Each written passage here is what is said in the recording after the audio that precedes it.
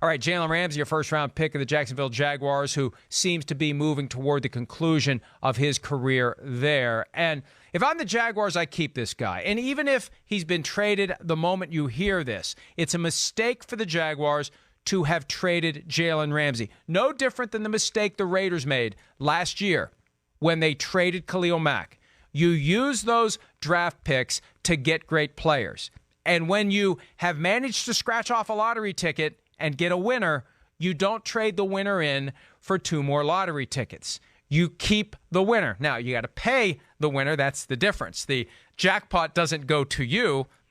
The jackpot goes to the player. But you have the benefit of having the great player, and the Jaguars should work this out. And based upon his comments to Nate Burleson from a podcast earlier this week, and those comments emerged not an hour or two before the game last night, I think if they would show up with a giant bag of cash, that would go a long way toward convincing Jalen Ramsey that they want him.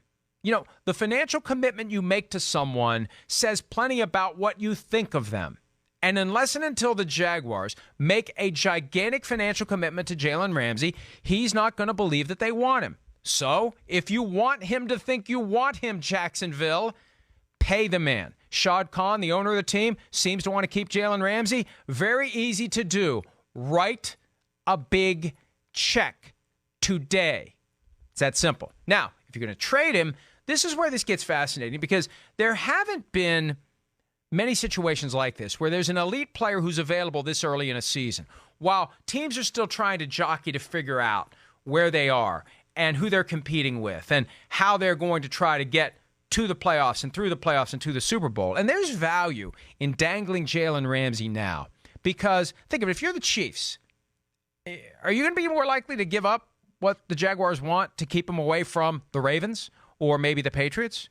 If you're the Seahawks, do you give up more? Because if you get him, you also keep him away from the Rams or the 49ers if they get involved or other teams you'll be competing with. The Cowboys, right? The Cowboys have to worry about the Eagles getting Jalen Ramsey. So do the Cowboys figure out a way to get Jalen Ramsey? And if the cost is 2 first-round picks, if you're confident you're going to be drafting at the bottom of round 1 each of the next 2 years, good. It's like a high second-round pick, and it's a small price to pay. If I were to tell you that you could get Jalen Ramsey in the draft for a low first-round pick, and to ensure that he will be Jalen Ramsey, you have to give up another low first-round pick, you do it in a heartbeat. Now, the difference is you don't get to benefit from the early years of that first-round pick's contract where he's getting peanuts in comparison to market value. But the whole purpose of the game is to have the best players. And Jalen Ramsey, if he's available, I could see, if the Jaguars play this right and they don't get too greedy, just sit back and let the auction play out. There's going to be one team that gets impulsive. There's going to be one team that gets nervous. There's going to be one team that says, we got to have this guy in part because we want him and in part because we don't want one of the teams that will be standing in our way on the path to Miami to get him.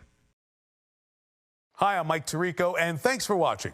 Make sure to hit subscribe for the latest news and highlights from NBC Sports.